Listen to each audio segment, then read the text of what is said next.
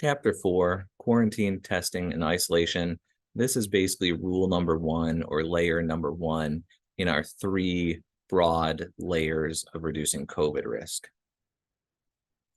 All right, so first step, keep people who are sick or exposed at home. With me, quarantine or keeping exposed people at home is easy. I'm easygoing with that.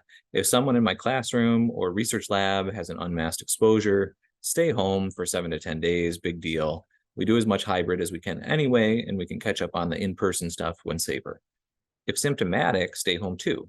It could be COVID in the works, but also we don't need to spread other illnesses either.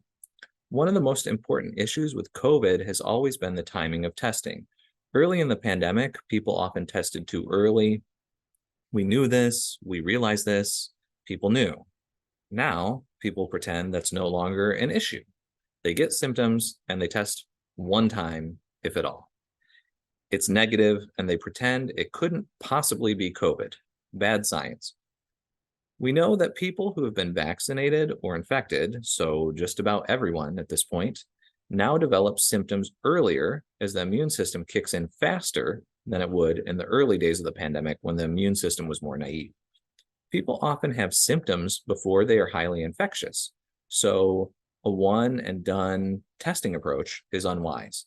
Test for at least 5 days following the onset of symptoms or an exposure.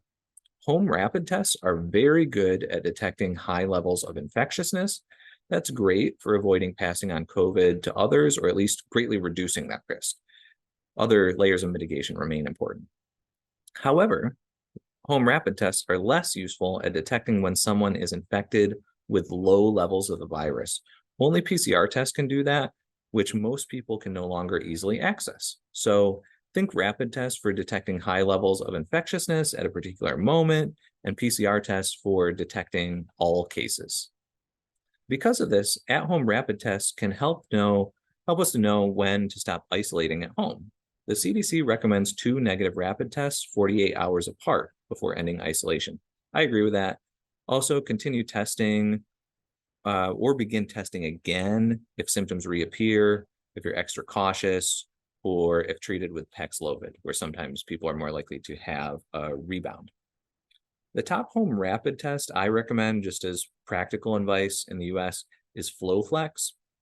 If you look at the empirical data, it far surpasses Binax Now and others. It's manufactured by a company called Acon, ACON, which also sells it under the brand of Ongo.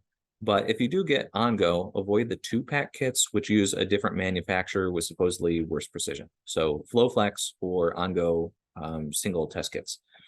You can find both FlowFlex and Ongo on Amazon and many other places online, usually for about $6.50 a test. Sometimes you can find extreme discounts if you're willing to buy tests that expire in a month or two or something like that. But if you need something quick, search in Instacart to see who locally carries FlowFlex, and that may help you out when you're in a pinch.